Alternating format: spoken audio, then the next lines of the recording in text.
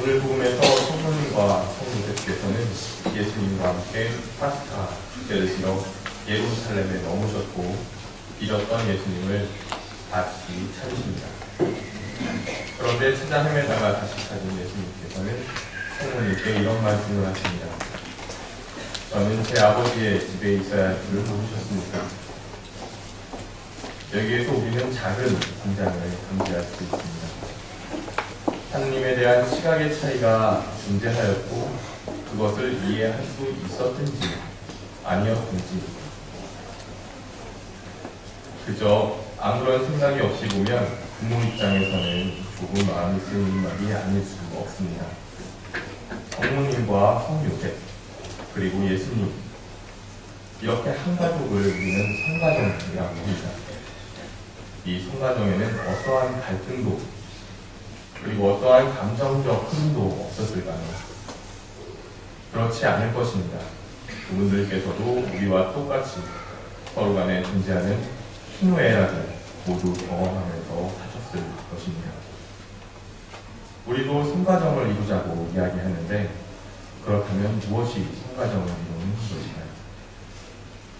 가정의 평화를 이루는데 돈이나 집 같은 물질적인 요소도 중요합니다. 사고치지 않고 말 잘 듣는 아이들도 물론 중요한 요소입니다. 부부간의 갈등이 없는 것도 가정의 평화의 한 몫을 합니다. 그러나 이는 그저 평화로운 가정의 모습일 따름입니다. 우리가 들은 복음 가운데서 존재하는 긴장감을 아무것도 아니고 보는 것은 바로 성모님의 자세와 예수님의 자세입니다. 성모님은 아들 예수님의 말을 이해할 수 없었지만 그를 무시하면서 혼내거나 다그치지 않고 마음속에 잘 간직하는 방법을 선택하셨습니다. 그리고 예수님은 순종이라는 방법을 선택하셨습니다. 부모의 인내와 기다림, 자녀의 순종이 여기에서 드러납니다. 어느 가정이든지 문제가 없을 수는 없습니다.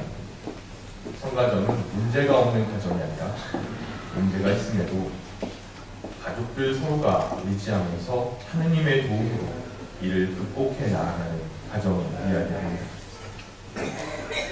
그러면서 부모와 자녀 간의 자리를 서로 알아가고 이를 배려하면서 서로를 위해 기도하는 가정을 말합니다.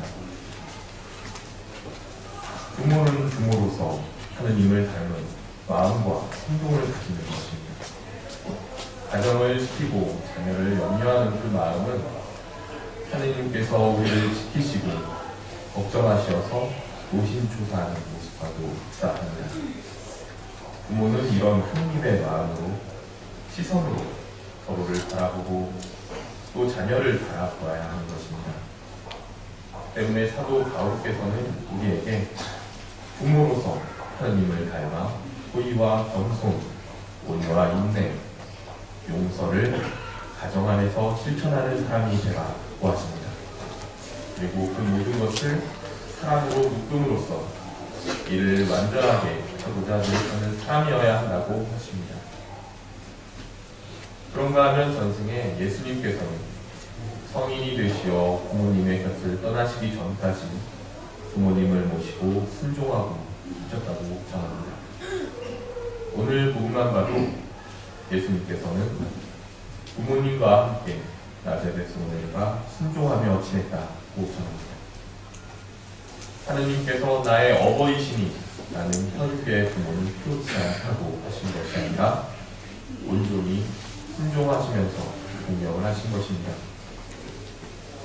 부모님께서는 나에게 피와 살을 주시고 당신의 모든 것을 버리고 나를 사랑으로 감싸는 분이시기에 자녀로서 부모를 공경하고 편안하게 해드리며 마음을 다하며 효도하신 것입니다. 자녀로서의 가장 이상적인 모델이 바로 예수님이신 것입니다. 우리는 모두가 누군가의 부모이거나 누군가의 자녀입니다. 또는 내 자녀의 부모인 동시에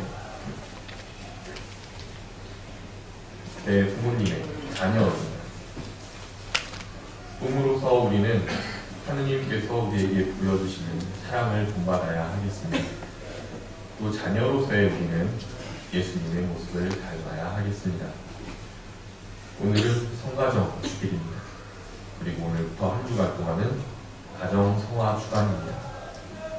부모로서 진정 자녀를 사랑하고 가정을 화목하게 하는 것이 하느님을 닮는 것이고, 자녀로서 부모님을 공경하고 효도하는 것이 그리스도를 닮는 하나의 방법임을 기억하고 오늘만이 아니라 늘상 이처럼 노력해야 하겠습니다.